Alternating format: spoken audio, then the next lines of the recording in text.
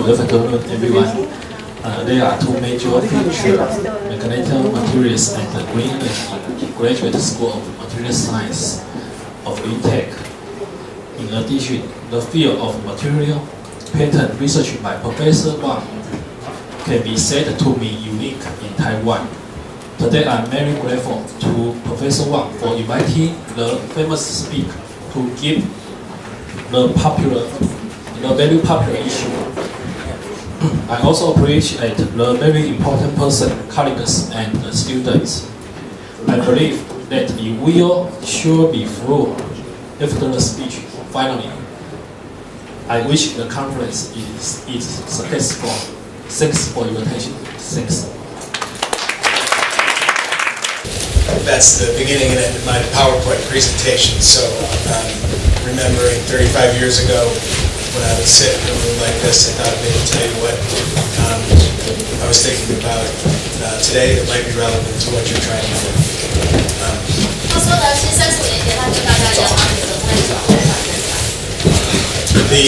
So I got into the patent space largely by mistake. My training was in finance, math, and economics, and came to it a little bit later in life. I agree with Professor Shim that being an inventor is extremely difficult and an extremely difficult way to make your money if that's how you choose to do it. 那他其实是念经济的，那么他很同意大家要做讲的，可是念科学跟做工程要赚钱是很正常的。But many of you will go to work for large companies potentially, and they have the capital and will make the investment. Trillions of dollars are spent on R&D, and billions are spent in the patent space. 但是各位呢会进入大公司工作，那么公司有很多的资源来申请专利，花很多的钱来做研发。So the key is you can't make money in the space. You just have to figure out where you fit into the space. 但是你还是找得到你的财源、你的未来，但是你只要想想到底要怎么样做才能赚钱。So further by way of background, how I got into the space was I was working for a company that got sued for patent infringement, and even though I wasn't a lawyer, they asked me to help handle the case. 他还没有当律师之前，他的公司被告，那就是为什么要开始进入这个？ And I was just fascinated by what I learned. Basically, it took me 3 years to learn what Professor Shim described in a few minutes, and I decided that somehow or another I was going to try to work my way through that problem and see if there wasn't a way that I could make money doing it. So I left big companies and went off by myself. 后来他刚刚沈教授讲他9分钟的事情，他很痛苦的在那个公司处理这件事过了3年，然后接下来开始创业，准备用这样的方式来赚钱。 And so I realized what inventors lacked was capital. And so I applied capital and a little bit of intellect to the situation and tried to help them make money. 他说呢，其实创新发明人最缺的就是钱，所以他就汇集很多资金，准备来做帮大家发明的赚钱。There were many successes and failures along the way. The press tends to pick up on the successes, but it was a difficult path, but ultimately proved to be successful. 那这当中经历很多历程，他是我们这个行业的前锋，但是现在目前非常成功。So after we got done with the what we call licensing, which is where we offer a patent to someone for a royalty. 他说呢，授权是一种方式，取得你的权益金。I decided that the next thing I wanted to do was to figure out how to invalidate them, which is something that Professor Shim talked about. 那如果你不想付权益金，就像刚刚沈教授讲的，我们要把它无效掉。 So I spent 3 years on that with one of my colleagues. In particular, we focused in heavily on pharmaceutical patents. 所以他很认真的在刚刚那个案件里面的医药专利里面想办法对方的专利无效掉，花了3年时间。 And after sort of spending that time, since about 13 years worth of work, I took a little bit of time off and discovered blockchain. 那在这30年当中，他思考了一个方式，然后开始做比特币区块链专利。 So what really happened is that a friend of mine in Shanghai asked me to invest in Bitcoin in 2014, and I had no idea what Bitcoin was. 2014年他不知道比特币是什么的时候，上海就叫他投资海真的投资了起来。 I gave him a little bit of money and then ran into him again in mid-2016 and found that he had increased my money about 10 times. 他说呢，就2014、2016那个钱赚了10倍。I went back started to read more about Bitcoin and realized that I never understand it. To this day, I'm fascinated by it, but don't profess to understand it. 所以他在这当中发现，哇，比特币区块链实在是一个太神奇、太独特、太有未来的一个。But what I did study more of was the underlying technology, blockchain, and started to think that this might be a relatively important innovation that could change many markets. 那其实他研究的是区块链里面的技术，可以应用在很多的领域，会改变未来很多的市场。So for most of you, your timing is perfect on the blockchain side. You're the right age, where you'll see it start to exponentially and arithmetically increase over time in its utilization in a number of industries. 所以各位的年纪实在是太丰富这个盛世，所以你的财富、你的智慧、你的运动都可以急速的一个增加。And I remember when I was in school and I would see something new, I always thought that by definition I'd be too late. I don't think you're going to be too late on this one. 其实对我们来讲，我们都太晚进入这个领域，但是对年轻的各位来讲，真是恭逢其时。So worked on the infringement part that I talked to you about, where we made a lot of money. Worked on the invalidity part where we talked about it, and now I've transitioned to trying to figure out how to make money with the new technology.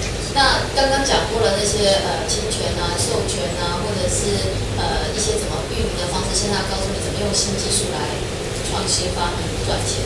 So if you think about it, you could be an inventor, or what you can do is you can have some other invention and figure out how to better utilize it. 他说你可以有发明，或者是别人发明怎么样做应用。So take a situation that Professor Shin pointed out. So there's trillions of dollars spent on R&D. As you work your way down that funnel, there's billions of dollars spent on patent. Think of the money that just Taiwan spends on promoting innovation. 他说呢，怎么样去把你的创新发明做最大的运用，其实很重要，比前面花那么多钱做研发还重要。And one embodiment of all that expenditure takes the form of patents. 那我们这么多的 paper 其实都只是一个实施力而已。And what other asset class would you invest in where 2 out of 100, which I think is maybe a best 3 out of 100, turn out to be valuable? 那其实100个专利大概只有3个有用。And an even more disturbing statistic is that only 5 out of 100 ever turn out to be a commercial product or service. 那大概只有5个曾经被拿来做成商品或者是服务。So one of the things that we started to work on very recently was could we help to fix that and improve the return on investment in patents? 那他们现在做的工作就是怎么样投资报酬率让它提升。So I work, because my background is primarily in finance, so I started to think about it as an asset class and how we can improve it, and went out and talked to a bunch of people who have created new asset classes. 所以他现在就对这些技术的分类跟分级做了研究。And started to, as we looked at the patent space, we realized, as Professor Shin pointed out, there's many things that, to be polite, are less than efficient and frankly fundamentally flawed about the patent system. 他说呢，现在的专利系统呢，其实是不太有效率的。So one of the first things is that, and this, even people in the patent space find this hard to believe, it's difficult to figure out who owns a patent. 而且现在你很难知道到底专利已经转让到谁手上。Assuming you can get over that, it's even more difficult after you figure out who owns it to figure out what it covers. It's a 70-page dense legal document with drawings and very complex words that are difficult to understand. 还有就算你把专利认真读懂，它到底内涵有多少，含金量多少，包含了哪些技术范围，应用在哪里，你也搞不太清楚。Assuming you get past those 2 hurdles, then you have to figure out what Professor Shin called validity. So is the patent credible under the law? 那现在就说你的专利就算是取得，但是你到底应用在哪些商品，这也是一个问题。判定。Then if you went another problem, you go and you ask 10 different people or 100 different people, what is the patent worth? You'll get 100 different answers. 然后你如果问专利的价值有多少，你问100个人，有100个估价。So it's an asset class that by its very nature has a number of difficulties that it faces. 所以有不同的计算方法，不同的评估方法。And so what you do is that, again, we didn't invent anything. We're trying to figure out how to make that asset class more productive for both the inventor, companies, and society. 所以他们现在做的是怎么样让这些专利的交易更有系统、更有效率、更有证据基础。So as you're going through and thinking about what you might want to do in the patent space, don't get too narrowly focused on being an inventor. That's one great job. 他说呢，所以现在如果你进入这个领域，就不要花太多时间在做发明、做研究，你想想其他的方向。But think about the opportunity you have to make it just in general, the asset class more productive. 他说怎么样让专利的分级更有效率？ So that's the high level. Now, as you go back in, you try to figure out how to make money, which is apparently what you folks wanted to hear about today. 他说大家今天都来听怎么样赚钱，对不对？ I would agree with Professor Shim that it is there are probably better ways to make money. 他说呢，这是的确做这一行是很好赚钱的， But I don't think there are many areas that are more fun and more interesting making money. 但是他觉得这要花很多钱，而且也不是那么有趣的一件事情。 So one of the things that we want to do is that wind the expense, narrow the expense gap down so that it's easy for inventors to file and easy for inventors to make that additional investment, whether they do that through crowdsourcing or fundamentally making intermediary transactions less expensive. 就要用人工智慧的方法，然后帮你把钱案做分析，然后告诉你哪里有蓝海，哪些地方它有怎么样去做规避设计，然后把专利写得更好。 That's fundamentally one of the magics of blockchain. So I think the blockchain is going to be important on the security side, of course. But blockchain is also going to impact any industry where you see high intermediary costs. 他说，所以其实区块链不是只有用来做这个虚拟金融，包括他刚刚说的这个媒体的这个传输，或者其他需要安全，或者需要技术，或者是需要资讯安全的领域都用得到。 So the reason that you're seeing so many ICOs and other transactions and financings like that launch is that the applicability of blockchain across multiple industries is becoming apparent. 所以呢，无可避免的就是几乎每个领域都会用到区块链的这个技术。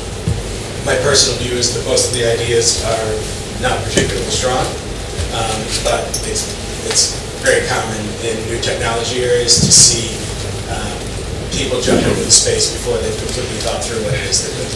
所以在这个加密解密的技术里面运用到的，包括资讯安全，包括传输相关的这个应用，通通会在这个经济体系里面呈现。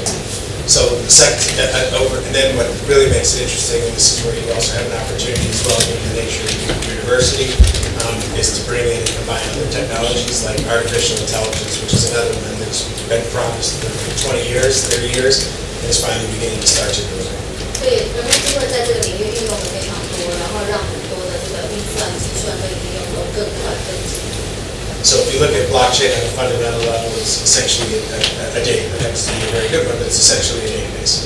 所以其实这些加密解密其实都这些技术就是资料库的一个技术。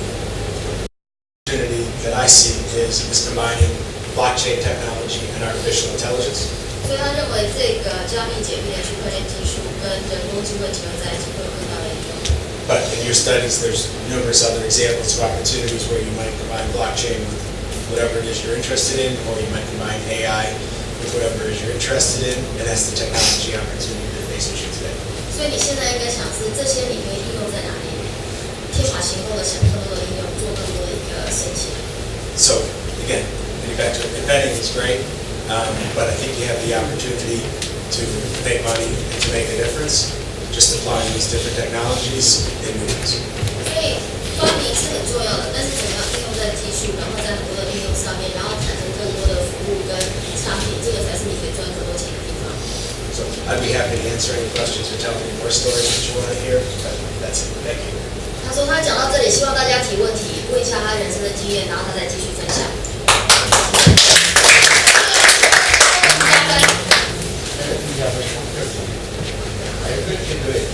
When I was an engineer, you are busy doing experiment, learning things, but what can you recommend them to do to prepare to become an entrepreneur or step into another area of the universe, things like that? My main advice would be to get started. Look, I've talked on this before, and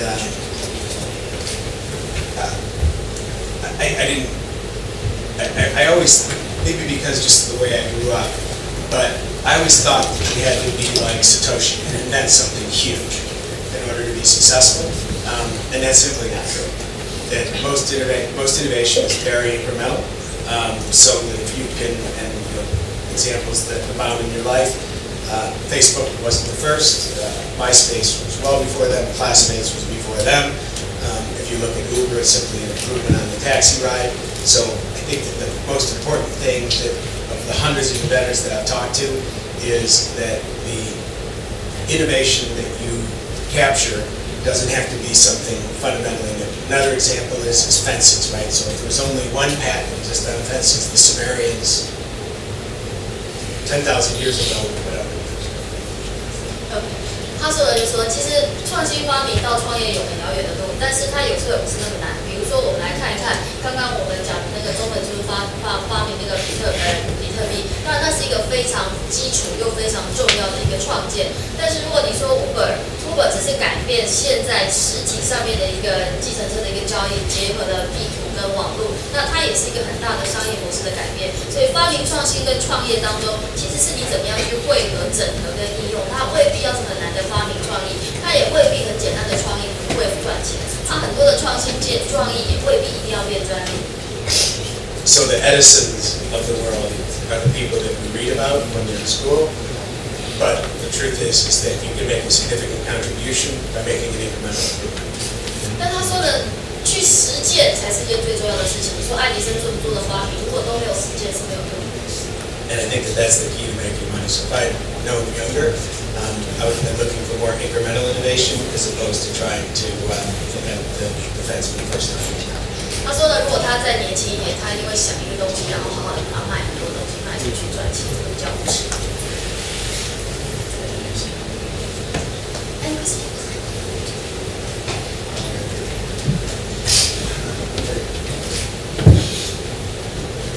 So I'm thinking about risky about such as cryptocurrency such as the Bitcoin, right? If someone, the people wrote a code and they rewrite a code, what happened? Rewrite all the code and maybe all the money will disappear, right? Right. Is that risky happen? Will it happen? Yeah. So my personal view on currencies. So I'm not sure it's been translated into Mandarin yet, but there's a book out by Neil Packard, that's his name, and it's called Digital Gold, and I highly recommend you read it. It puts this all in context, not in a scientific way, but gives you a really good perspective on what's going on in the space.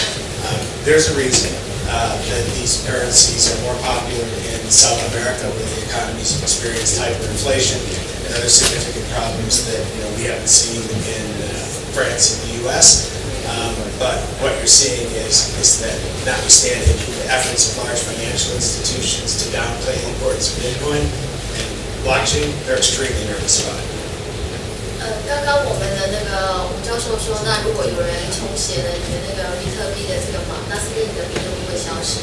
那当然，我们刚刚这个教授说，其实当然这个危险大家都会担心。那至于这个怎么样去做这个比特币的这个运用，那当然现在很多个国家也都有做很多的一个法规的限制。那that happened in the it's a coin, right? Yeah. They lost the 60 million pieces, right? And they below the code. Yeah. So look, there's a few fundamental problems though, and just let me put this a little bit in context. 他说呢，其实刚刚教授说，那比特币前一阵子也被骇客，那这些该怎么办？ The debit card that you use today has existed for 15 years.我们现在的这个信用卡也已经用了50年了。It took a while for that to become popular, and today to be mainstream. I don't know. I mean, anybody who wants a debit card, you got cash, you can go get one. But it took 15 years for that to adopt into the economy. 所以他认为说，如果我们使用信用卡的经验来回想比特币的未来的话，那觉得它应该就是花点时间让它变成一个系统，然后在治安上面要做一些的。But because they have third party, that's why. They're secure because they're third party. But in this technology, why we try to decentralize? I think that's the most dangerous part. I do. And so here's what I think needs to happen. Is that in its current implementation, it has some limitations. So if I was going to go out and I had the motivation to work on blockchain and currency technology, I'd figure out how to close the boxes down quicker than 10 minutes. I would figure out, and I think that that's coming. I mean, speak to many people, and they're dedicating resources to that. But some smart person's going to come up with that, and I think you need to make it a little easier. Right now, it's still relatively difficult to transact. And then from putting on my economist hat, it's never going to get adopted until you see the volatility here now. So no one's going to use. Few people are going to use Bitcoin as a currency that has 30% volatility across a given week. So one of the things that people are focused in on is, they thought that maybe futures that just came into the market would slow it down. It hasn't had any impact on it, but the volumes aren't there yet. So you're going to see talk of something called stablecoin. If they perfect the stablecoin model, which is simply a cryptocurrency that doesn't have the volatility associated with it, that is something that people will look at extremely seriously as a real store of value as opposed to a speculative transaction. And that's when I think you'll see the big difference in the economy. And that's when I think the banks will get really nervous because it has the opportunity to just make them completely irrelevant. 那当然，目前比特币的治安，另外就是比特币的价格浮动非常的大。但是呢，他认为说呢，在未来还是在经济体系里面会占一个很重要的位置，那么银行也会非常担心。那刚刚教授说呢，其实他觉得比特币去中间化，因为以前我们说信用卡会很安全，是因为我们有金资中心第三方在做这个安全保证。但是呢，现在去中心化以后，但是比特币其实是每一个 account 的人都可以做因为多重进账的方式来做一个安全的一个规则。但是当然技术上会有更高、更技术更先进的办法去做海格。那么这个部分就是会其实也挺高。So when you see big executives in the U.S. banks saying that Bitcoin is a scam. 他说呢，这个在美国认为比特币其实是诈骗，好像是骗。The follow-up question they haven't been asked, or I haven't seen asked this, is then why are you spending millions of dollars on R&D and filing hundreds of blockchain patents? 然后说，所以那还是很多人在申请应用的这个专利，因为其实这个专利它这个解码不是只有应用在金融，它可以应用在很多相关的技术。And even the funnier thing is when I talk to CTOs of these large banks, 他说呢，他也跟着那个很大银行的那个执行长谈过这个问题。and essentially they ask me how to make blockchain private. 他说呢，现在要怎么样比特币私有化，就是区块链私有化。And I look at it curious, look at my face and say, isn't that what he's trying to do away with? 说难道不是每年都想这样做吗？因为我发现苏联、印度很多国家都开始要发行自己，包括中国都要发行自己的虚拟货币，自己的区块链货币。So there's a role for the intermediary, it's just at a much lower margin. 那但是一旦这样子做以后，这个利率就会往下。And when you see that happen, you're going to see broad scale adoption. 那你就会发现整个产业经济有变革。他说呢，如果区块链是一个宗教的话，各位知道区块链的第一个用区块链写比特币的是中本聪。那如果是这样，他就是一个神。为什么 ？You know why?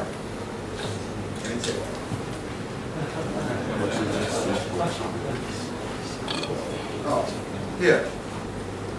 Because in this bill, they say, in God we trust. This is American US dollar, right? But in Bitcoin society, people say, in cryptography we trust. 所以呢，在比特链的人员说，这在美国，我们相信，我们信上帝，所以美国的美钞呢上面印这个字。可是呢，在比特币的领域里面，他们说我们相信呢编码，我们相信密码的编码，所以未来呢是一个数学数据的一个社会，所以I think that would be very good opportunity and for us to have more distinguished guests come to our campus, and I believe they will give us a very wonderful lecture. And once again, I would like to thank both of our distinguished guests to our campus.